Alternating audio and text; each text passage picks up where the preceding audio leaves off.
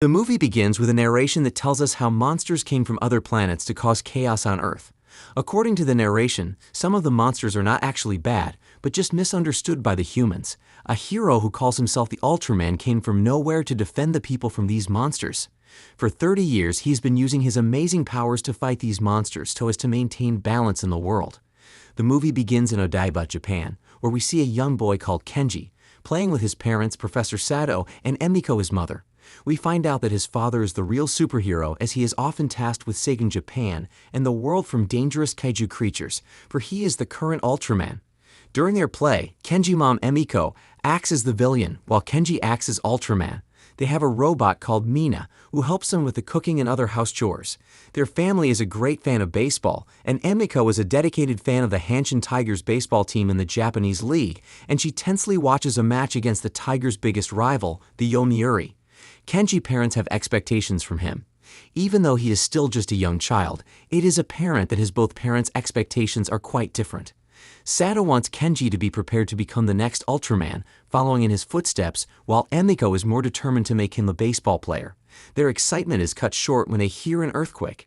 Their robot Mina shows them a call from Dr. Onda, who warns Sato to protect his family because one of the most dangerous kaiju, Gigantron, is on Earth. It's his duty to protect the world, so Sato decides to go fight this monster and tells his wife to protect Kenji. Kenji begs his dad not to go, but his dad promises to be back. Sato immediately transforms into Ultraman and goes to fight Gigantron. 20 years later, Kenji is all grown up, but unfortunately, his mom is no more. He traveled with his mom to America, where he joined the baseball team called the Tiger, and he became their best player, which made him really famous. After gaining immense popularity in the American baseball, Kenji has finally returned to Japan with a reason of joining a Japanese baseball team called the Yomiuri Giants. But Kenji's return also has a second purpose. His dad is now old, and it's his responsibility to replace his dad as the next Ultraman. His fans in Japan have so many questions for him, so he attends a press conference where he answers all questions, but gets so angry when a reporter called Amy asks about the death of his mother. Just as he storms out, he receives an alert from his watch concerning a kaiju attack. He fights the kaiju called Naranga, who beats the crap out of him. Kenji is holding back because the people want him to take down the monster with little collateral damage as possible, but Kenji does not have any idea how to do so. He couldn't hold back anymore and unleashes his powers to land a very powerful punch on the creature.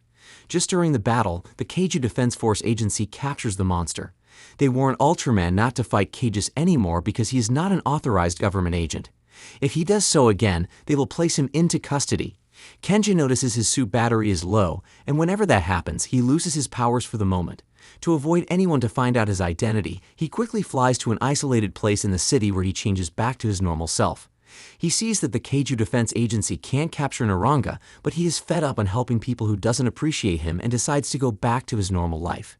His dad calls him and begs him to go back because it's his responsibility as Ultraman, but Kenji blocks his dad and decides to focus on the only thing that makes him smile, which is baseball. The scene suddenly takes us to the Kaiju Defense headquarters, where their chief, Dr. Onda, calls a meeting. He talks about how each of them have lost family and friends from the devastation caused by the horrible kaiju attacks, but that is going to come to an end. There is a very powerful weapon under production, which will eliminate all kaijus from their planet.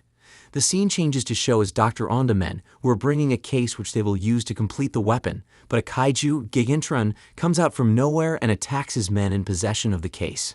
Kenji trains for his upcoming baseball game, but he feels pain in his right arm. His robot Mina informs him that his right hand has been dislocated from the battle, which makes him wonder how this unappreciative people are worth losing his arm for. He decides to quit from being the Ultraman and leaves that duty for the Kaiju Force Agency. He starts his first Japanese game, but wasn't able to hit the ball right because of the injury in his right hand. He then tries something that has never been done in the history of baseball. He decides to use his left hand to hit the ball, and he gets it right, making the whole of the stadium to chant his name.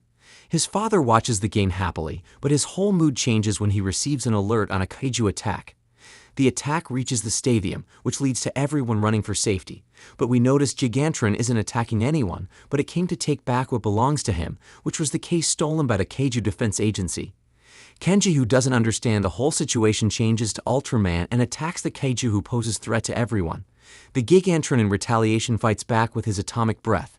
Back to the Kaiju Defense Agency, Dr. Onda orders the agency to scramble all jets, kill Gigantron, and take back the case from it. It is now Kenji realizes what is going on. Gigantron doesn't intend to harm anyone, but only trying to protect a case which the defense agency wants to take away from it by any means possible. It runs away holding the case while the jets of the agency chases after it. Ultraman tells the agency to leave the creature alone as it means no harm, but they warn to use deadly force on him if he interferes.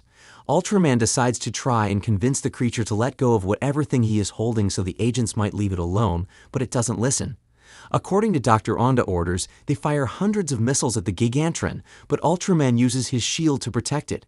Unfortunately, the damage has already been done. The missile brutally injures the Gigantron, and it died in few minutes. Ultraman takes the case to know why the creature is trying to protect it from the agency. He opens the case only to realize it's an egg of the Gigantron. The egg hatches the very moment he touches it, and a cute baby of the Gigantron comes out from it. Observing the agency is in search for the baby, Ultraman travels back to his basement underwater with the baby to keep it safe. After bringing the baby kaiju safe to his place, something weird starts to happen as the baby kaiju continuously licks his chest. His robot Mina tells him that what it means is, the baby kaiju thinks Kenji is her mother. Kenji panics as he is not ready for this kind of responsibility. He has a life, a title to win, but now he is babysitting a giant pink lizard thing. To avoid this kind of responsibility, Kenji wants to take the creature to Kaiju Island, but Mina tells him that the Kaiju Island is nowhere to be found. His Ultraman suit battery runs low, and he changes back to his human form. The baby kaiju who doesn't recognize him anymore begins to cry. Mina tells Kenji it's because she is scared of him as it's only his Ultraman form she knows. According to his request, Mina uses their biggest containment pod to hold the creature. Dr. Onda and his men arrives at the corpse of the Gigantron to discover that its egg has already hatched. He tells his men to find the baby and bring it back to him alive. Kenji Dad pays him a visit, but Kenji is not happy to see him. We find out that when Kenji was little, his parents got divorced because Emiko, his mother, wasn't able to put up with the pressures of her superhero husband any longer. It was the couple's decision to separate for the sake of their son, who never quite understood the reason for this separation. Kenji hates his dad because he believes his father had abandoned him and his mother for the sake of being a superhero. The baby kaiju is still scared of him, so Kenji comes up with an idea. He transforms into Ultraman and his human form about 5 times, just to prove to the creature that he is the same person, and this actually worked, as the creature stops to cry. He hears the stomach of the kaiju grumbling. Mina tells him the creature must be really hungry. According to his wishes, Mina brings some nice human meal for the creature to eat, but the food irritates the creature. The baby kaiju echoes towards the fishes in the ocean, and according to Mina's explanation, Kenji realizes that the baby kaiju loves fish. He catches hundreds of fish and gives it to the creature who devours them in minutes. Taking care of the baby kaiju begins to affect Kenji's routine, especially his baseball career. He doesn't sleep well to keep feeding the baby kaiju who is always hungry, and because of this he is always attending the baseball games very tired. Due to this, he wasn't performing well in the games anymore, and he did not only lose a lot of fans, but his coach is preparing to transfer him to another team. Kenji is angry and frustrated. He contacts a reporter he knows very well due to the sensitive questions she normally asks him in his press conferences. Kenji knows she has 2 kids, so he wants to know how she balances everything in her life. Taking care of her kids and same time doing her job so well. The reporter decides to give him a clue on how to balance everything, but in exchange, he must fix an interview between them where he must answer all her questions. Thanks to her advice, Kenji begins to bond more with the baby kaiju and teaches her how to play baseball. To fulfill a part of his deal, he goes to attend the interview with a reporter and tells Mina to take care of the baby while he's gone. The baby wakes up from sleep, and when it looks around but couldn't find Kenji, it begins to cry. This leads to a strange power coming out from her mouth. Mina tries to calm the creature by showing it pictures of Kenji, but it doesn't work. The baby kaiju uses her newfound powers to break out of Kenji's basement, and Frog jumps into the city to look for her father Kenji. Meanwhile, while Kenji is on an interview with a reporter, he receives an alert message to discover the baby kaiju is in the city. Without wasting much time, he cancels the interview and goes after the baby kaiju who is unknowingly causing chaos in the city in search of her father. Kenji finally finds it, but it unconsciously unleashes her powers on him. The Kaiju Defense Agency chief, Onda, finally finds the baby kaiju he has been looking for and sends all his men to its location. When his men shows up, they begin to shoot numerous tranquilizers on the kaiju, which makes it unconscious. Onda tells Ultraman to hand over the creature to them, and they will take no action against him, but instead, Ultraman escapes with the kaiju in full speed. The baby kaiju is in serious pain, so Kenji has no other choice but to call his dad, who knows a lot about these creatures. Kenji's dad, Professor Sato, shows up, and he finds out the kaiju just has a broken arm. With his walking stick, he fixes the creature's dislocated arm. Kenji did not only learn from his father the importance of protecting kaiju species and their ecological benefits, but he also realizes the fine balance that one needs to maintain while being a superhero and a parent at the same time. Sato explains to his son, who still hated him, that he never wanted to leave to turn into Ultraman and fight monsters, but he was burdened by the very personal urge to protect his wife and son at all cost. Dr. Onda is looking for the kaiju baby at all cost, but why? We find out his plans, which is using the kaiju baby to create a super weapon on his own, and as well use it to locate the kaiju island till he can wipe their kind out of existence. He is on a revenge mission because the Kaijus killed his wife and children, or his only happiness. So according to him, these creatures deserves no mercy. Meanwhile, Professor Sato trains the baby kaiju how to defend itself, use its powers, and how to hunt its own meals. Thanks to Sato, Kenji started to balance things in his life. He is no longer losing games and took his team from the last to second position. Just as Kenji bonds with his father, they named the baby kaiju Amy. During their conversation, they see hundreds of drones sent by Dr. Onda to capture the baby. At a very wrong time, the kaiju baby begins to entering her pupal stage, which means she's growing, but unfortunately she's at her most vulnerable moment. The drone release missiles on them, leading to Kenji's father to obtain a life-threatening injury in the process. Kenji, out of anger, changes to Ultraman and destroys all the drones, but what he doesn't know is, that is the least of Dr. Onda's plans. The baby pupal stage is finished, and it turns out she has now developed wings. Dr. Onda sends a robotic gigantron mother that had been created in their lab in an attempt to reach out to the baby and convince it to switch sides. The baby kaiju leaves Kenji and runs to the robotic gigantron, thinking it's her mother. Kenji's house is destroyed by Dr. Onda men, and it seemed like his father, Professor Sato, had been killed by this incident.